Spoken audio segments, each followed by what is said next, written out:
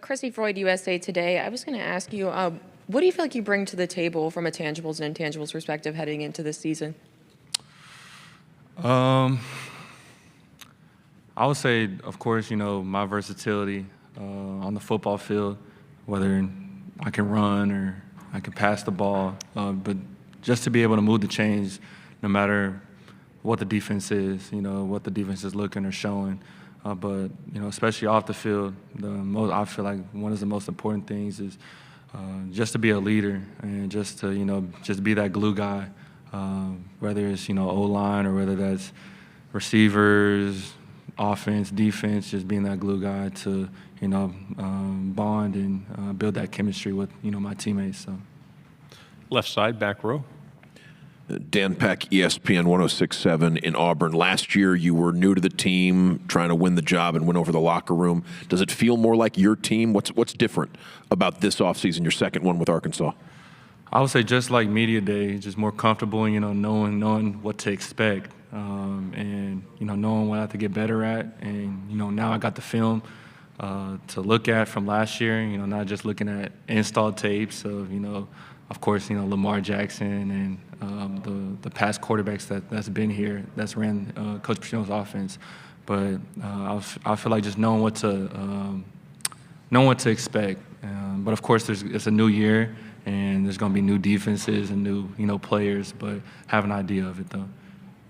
Right hand side. What lessons from last year do you think you are using to approach this season and kind of replicate or do better with your stats? I would say first, take care of my body. My body is my business. And I know I hear that a lot, but I had a firsthand experience, last year I was a little banged up, but I have a great strength staff with Coach Souders and his strength staff and a great athletic trainer staff. Shout out to them, and Vince, Paulina, shout out to y'all.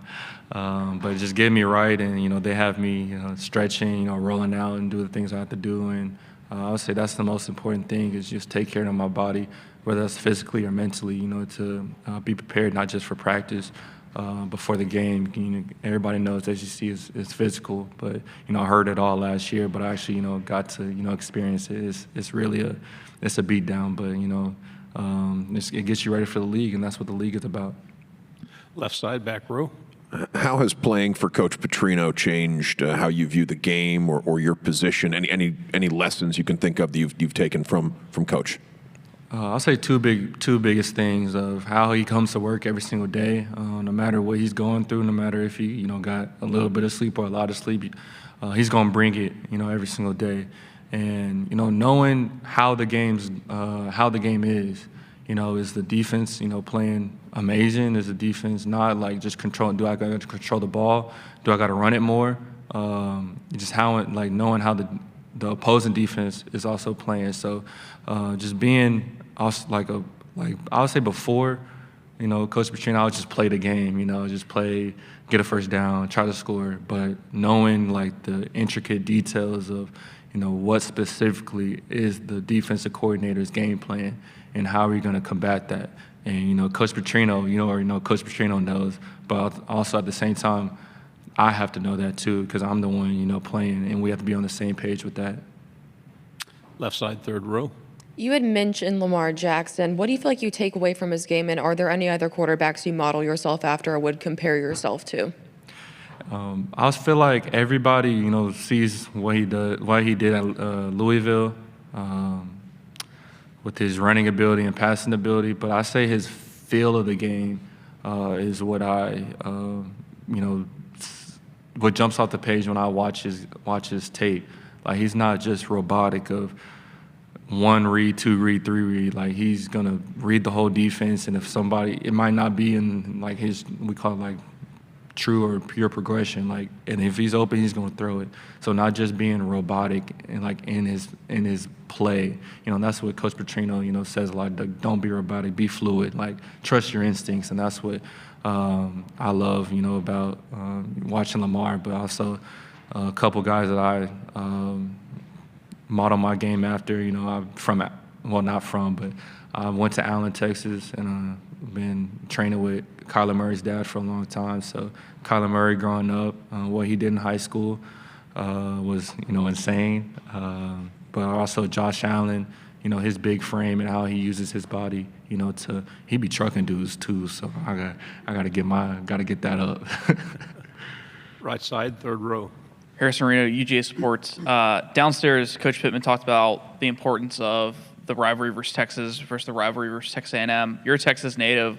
What would a win over one of those two programs, potentially a top 15, top 10 program, mean for not only the program, but for you personally? I mean, for me personally, honestly, it's good, but it's not really about me. That hog, behind me is, what I do it for. The pride that I have, just being, wearing that hog on the side of my helmet or in the front of my chest, and doing it for the state because I know what it means to them, and just embracing that culture that we have here. So. Left side, back row. Your teammate Cameron was in here a little bit earlier, and he talked about he had some very nice things to say about you, and he also talked about the energy that the team gets from Travis Williams. So I know it's the other side of the ball, but your interactions with Coach Travis and what he brings to the table. I would say one word: energy. His energy will trickle down to everybody on that defense, even offense. You see, it could be, fall camp is long. It could be practice 13, 14, and he's still jumping around, running around like T will be going like that and stuff. But when we hear the defense, making loud noise and, jumping around and, playing like as an offense, we're like, okay, we got to come to play today, especially what I love about our practices is it's competitive, There's going to be a winner, there's going to be a loser that day. And offensively, speaking for, offense, we don't want to be on the losing side. And that's what, I love about the practices, and this team is, real competitive. Right side, back row. How does the experience that you have coming from Boise State and now going into your second year at Arkansas, how does that contribute on the field and playing into some of the most hostile environments in the SEC and your second year with another top 5 hardest schedule in the country?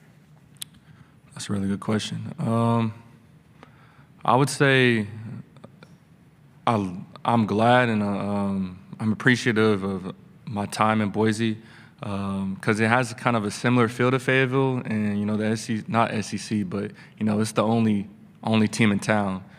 So when you walk around, they're gonna know your name. They're gonna do take a picture, stuff like that. But applying what I learned there, to here, just being the most prepared person on that field, whether it's a new install, staying up late to study it, and that's what I learned the biggest in Boise. Like I knew my process, I knew how I did what, like some people's flashcards, like I'll write on the whiteboard, I'll write on the tablet and just do it. I'm just a repetitive learner. I'm a visual learner. I'll do walkthroughs. I'll do all that. So I say my preparation from Boise to Arkansas has been the biggest thing. Left side, third row. What do you feel like your best attribute is as a quarterback, and how would you describe your responsibilities at the line heading into this season?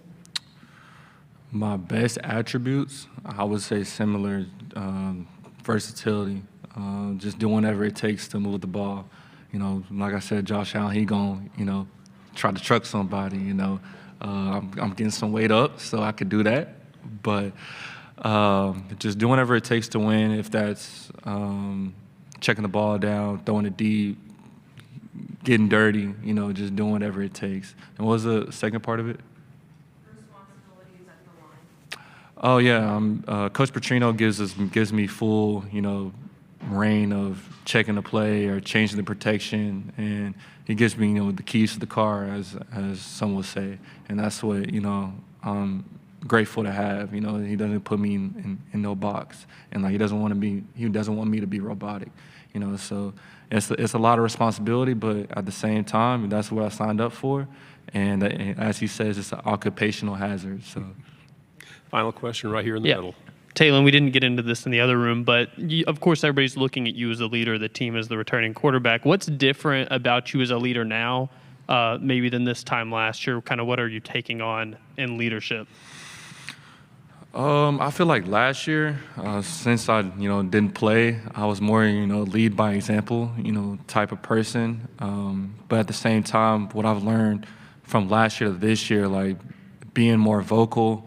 Of course, lead by example, but being more vocal, especially in the huddle or especially on the sideline. Like when my team needs a spark of energy or a spark of words, like I need to be that fuel to the fire, and just being real intentional and holding everybody accountable, whether it's in practice or in the game. So.